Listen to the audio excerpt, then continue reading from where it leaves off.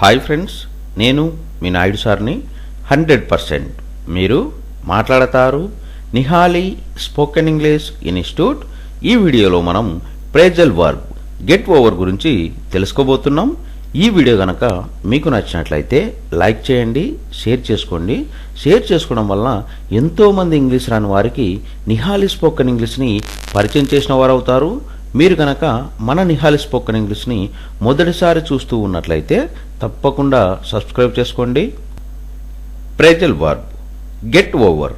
Get over అనే phrasal వర్బ్ను ఎలాంటి సందర్భాలలో ఉపయోగిస్తాము అంటే, టు రికవర్ ఫ్రమ్ సంథింగ్ అంటే దేని నుండైనా కోలుకొను అని చెప్పే సందర్భాలలో మనం గెట్ ఓవర్ అనే ప్రేజల్ వర్బ్ను ఉపయోగిస్తాము.